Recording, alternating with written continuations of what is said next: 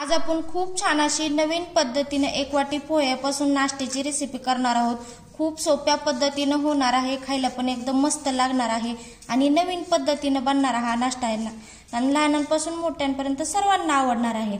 त्यामुळे ही रेसिपी तुम्ही शेवटपर्यंत नक्की बघा आणि हो, तुम्हाला आमचे व्हिडिओ कसे वाटतात ते कमेंट मध्ये आम्हाला नक्की सांगा। चला तर मग रेसिपीला सुरुवात करूया। मी मोठी वाटी घेतलेली आहे, त्यामध्ये इथे एक वाटी मी पोहे घेतलेले आहेत। ह्याला स्वच्छ असं मी चाळून घेतलेलं आहे। आता ते आपण ह्या वाटीमध्ये टाकणार आहोत आणि ह्याला स्वच्छ असं 2-3 पाण्याने धुवून घ्यायचं। तर इथे मी स्वच्छ असं 2-3 पाण्याने धुतलेलं आहे। तर ह्याला आता काय करायचं, 2-3 मिनिटं असं भिजत ठेवायचं। तर आपले इथे 2-3 मिनिटं झालेले आहे आणि पोहे पण छान असे भिजलेले आहेत। तर इथे मी एक उकडलेला बटाटा घेतलेला आहे, तो आपण आता खिसून घेणार आहोत। तर इथे जर तुमचे पोहे जास्त असले तर इथे तुम्ही 2 बटाट्याचा वापर करायचा आणि बटाटा व्यवस्थित असं सर्व खिसून घ्यायचा। तर इथे आपण बटाटा हा खिसून घेतलेला आहे। आता पोहे आणि बटाटा हे व्यवस्थित असं एकजीव करून घ्यायचं, चांगलं असं मळून घ्यायचं हाताच्या साहाय्याने। तर अशा पद्धतीने आपण हे मळून घेतलेलं आहे। बटाटा आणि पोहे एकजीव केलेले आहेत। आता ह्याच्यामध्ये अर्धा चमचा जिरं टाकून घ्यायचं। इथं अर्धा चमचा पांढरे तीळ घेतलेले आहेत, ते पण टाकायचे। इथं अर्धा चमचा हळद टाकून घ्यायची आणि अर्धा चमचा लाल मिरची पावडर टाकायची। तिखट तुमच्या सोयीनुसार टाकायचं। थोडीशी कोथिंबीर टाकायची आणि चवीनुसार मीठ टाकायचं आणि हे सर्व मिश्रण असं एकजीव करून घ्यायचं। इथंच तुम्हाला मसाले आणि मीठ हे चेक करून घ्यायचं। जर तिखट कमी असलं ना तर ह्याच्यामध्येच इथं टाकून घ्यायचं आणि मीठ पण कमी असलं ना तर इथेच टाकून घ्यायचं। हे छान असं मसाले मिक्स करून घ्यायचे।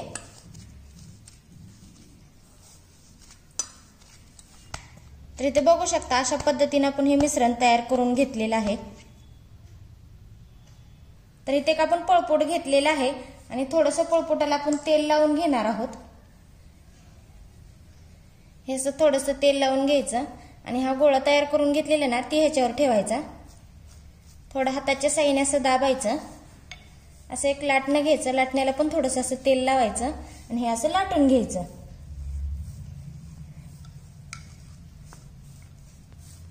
तर आपण चपाती बनवतो ना त्या पद्धतीने हे आपण लाटून घेणार आहोत। जास्त जाड पण नाही आणि जास्त पातळ पण नाही, मध्यम असंच हे आपण लाटून घेणार आहोत।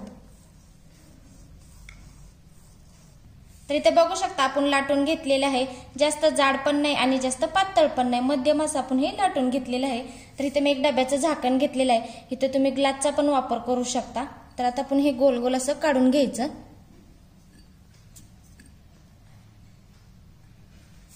तर असं दाबून हे व्यवस्थित काढून घ्यायचं।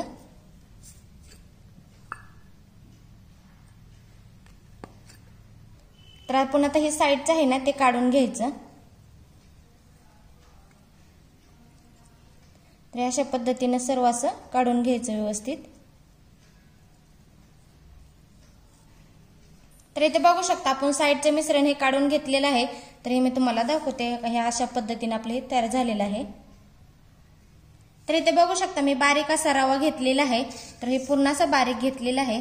तर आपण जे तयार करून घेतले होते ना ते ह्याच्यामध्ये आपण बुडवून घेणार आहोत। तर हे व्यवस्थित असं सर्व साईडनी रवा लावून घ्यायचा।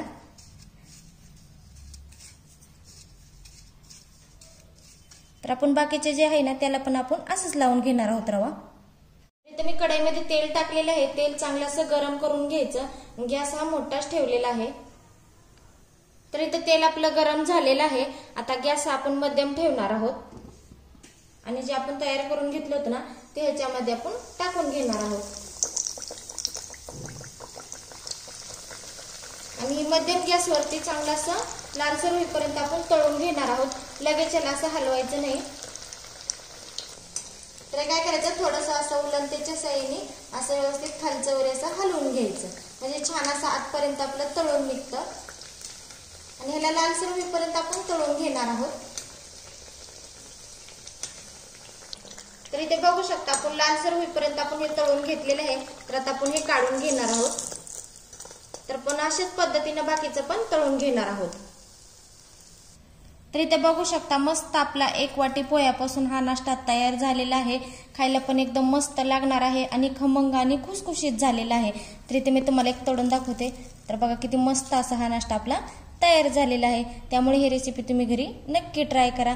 खायला पण एकदम मस्त लागणार आहे। हे शेजवानी चटणी बरोबर किंवा टोमॅटो सॉस बरोबर पण तुम्ही खाऊ शकता। त्यामुळे ही रेसिपी नक्की घरी ट्राय करा आणि व्हिडिओला लाईक आणि सबस्क्राइब करायला विसरू नका आणि घंटीचं बटन अवश्य दाबा। चला तर भेटूया पुढच्या रेसिपीमध्ये। धन्यवाद।